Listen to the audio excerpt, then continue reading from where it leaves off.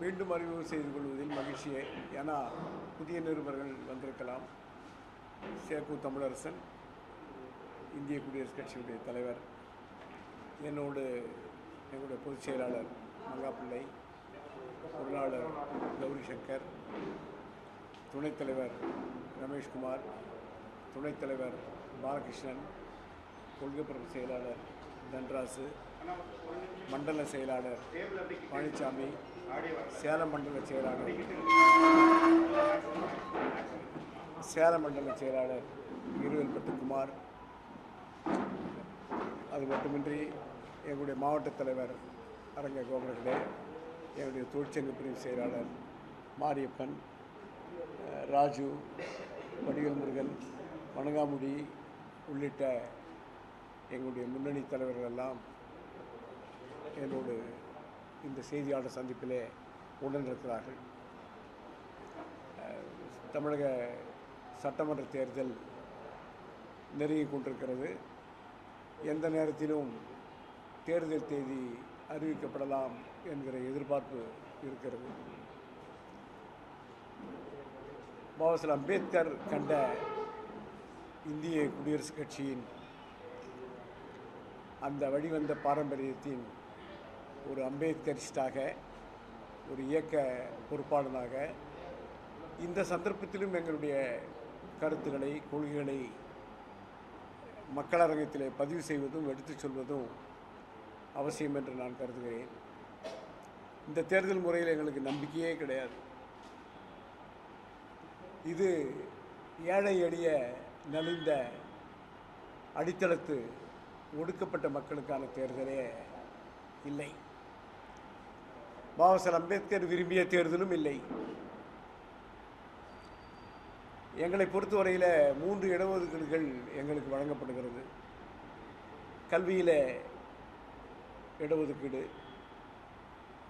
வேலைவாய்ப்பில் இடஒதுக்கீடு, அரசியல் அதிகாரம் பெறுவதில் இடஒதுக்கீடு. கல்வியிலும் வேலைவாய்ப்பிலும் இருக்கிற இடஒதுக்கீடு என்பது அது அரசியல் சட்டத்தின் அடிப்படை வழிகாட்டு நெறிகளிலேயும் கோட்பாடுகளிலேயும் ஒடுக்கப்பட்ட மக்களுக்கு வழங்கப்பட்டிருக்கிற ஒரு உரிமை. அரசியல் இடஒதுக்கீட்டை பொறுத்தவரை பூனா ஒப்பந்தத்தினுடைய விளைவாக அதற்கு பிறகு உருவாக்கப்பட்ட ஒரு இடஒதுக்கீட்டு முறை. பாபா அம்பேத்கர் அவர்களே இது ஒரு 30 ஆண்டு காலம் நீடித்தால் போதும் என்று தான் விரும்பினார். 30 ஆண்டு காலத்துக்கு பிறகு அவசியப்பட்டால் அதை நீடிக்கலாம். கல்வியிலோ வேலைவாய்ப்பிலோ இருக்கிற இடஒதுக்கீடு என்பது அரசியல் சட்டம் பார்ப்பட்டது. அதை அவ்வளவு எளிதாக மாற்ற முடியாது. ஆனால் அரசியல் இடஒதுக்கீடு என்பது ஒரு ஒப்பந்தத்தின் வழியானது. முதல் 30 ஆண்டு காலம் அது தொடர வேண்டும்.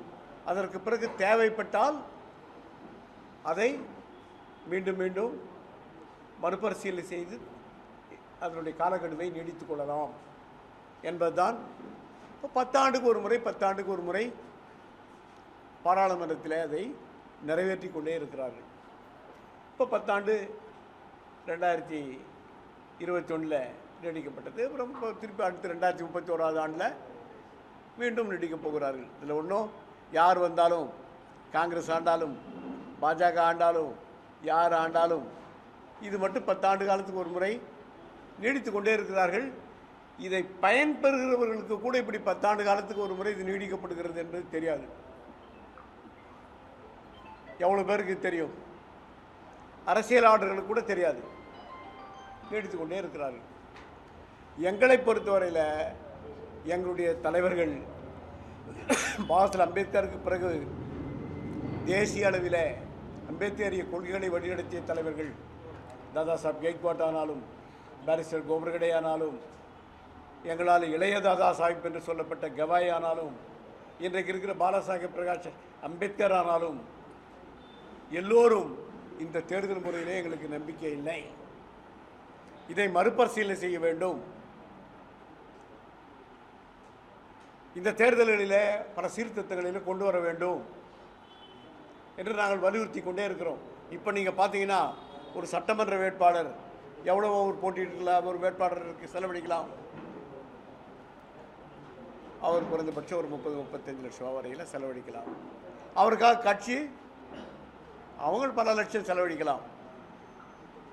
ஆக வரையறுக்கப்பட்ட நிதியே இவ்வளவு. அதற்கு பிறகு நீங்கள் அறிந்த நிதி எவ்வளவு என்பதெல்லாம் எனக்கு தெரியாது. இது வரையறுக்கப்பட்ட நிதி. ஆனால் இதுவரையில் 75 ஆண்டு கால சுதந்திர இந்தியாவில் இருக்கிற 140 கோடி மக்களில் 15இல் ஒருவர் வறுமை கோட்டுக்கு கீழே இருக்கிறார். 15 பேர் இருந்தாங்கன்னா அந்த 15 பேரில் ஒருவர் வறுமை கோட்டுக்கு கீழே இருக்கிறார் என்ற கணக்கை நீங்கள் தான் சொல்கிறீங்க. 10 கோடி வரைக்கும், 8 கோடியிலிருந்து 10 கோடி வரைக்கும் வறுமை கோட்டுக்கு கீழே இருக்காங்க, பிலோ பாவர்ட்டி லைன் அப்படின்னு சொல்கிறீங்க. ஆனால் அவங்களுடைய வருமானம் என்ன?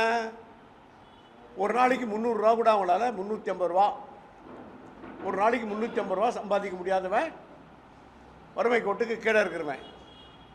அதானே நீங்கள் வரையறை வைத்திருக்கிறீங்க. அதுவும் உயர்ந்துகிட்டே இருக்கு. உயர்ந்துட்டு வந்து இப்போ கடைசி வரையறை ஒரு நாளைக்கு 350 ரூபா கூட சம்பாதிக்க முடியாத ஒருவர் வறுமை கோட்டுக்கு கீழே இருக்கிறார். அப்போ 15 பேரில் ஒருத்தர் இந்தியாவில். இந்த 15 பேரில் ஒருவர் நீங்கள் சொல்லுகிறீங்களே தவிர இந்தியாவில் இருக்கிற 22 கோடி தாழ்த்தப்பட்ட மக்களில் 90% வறுமை கோட்டுக்கு கீழே இருக்காங்க. 90%. நீங்கள் வந்து இப்போ கடுமையாக பேங்க் அக்கௌண்ட் ஆரம்பிக்கணும்னு பிறகவே தான் பேங்க் அக்கௌண்ட்டை ஆரம்பிக்க வேண்டிய நிலைமை தலித்துகளுக்கு உருவானது. அதுக்கு முன்னாடி நீங்கள் பேங்க் அக்கௌண்ட் வச்சுருந்தவங்களாமே வறுமை கோட்டுக்கு அப்பாற்பட்டவர்கள் அப்படின்னே ஒரு பொது கணக்கு இருந்தது.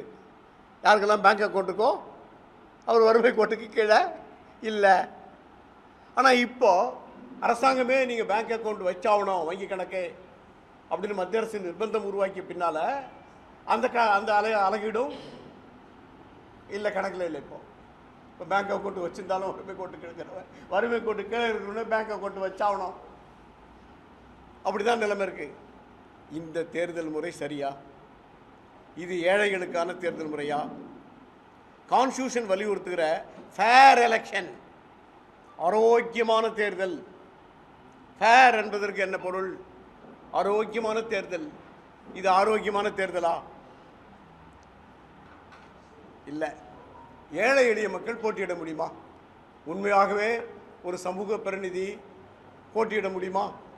இப்போ 52 தேர்தலில் 1952 புதுசாக தேர்தல் நடந்த போது, இல்லை 1937 குறிப்பிட்ட வாக்காளர்கள், எல்லாருக்கும் வாக்கு இல்லை, குறிப்பிட்ட வாக்காளர் இருந்தாங்க. அந்த 37லேருந்து 52 வரைக்கும், 52லேருந்து 57 வரைக்கும் சுயேட்சைகள் இவ்வளோ பேர் வெற்றி பெற முடிஞ்சது. இப்போ சுயேட்சைகள் வெற்றி பெற முடியுமா?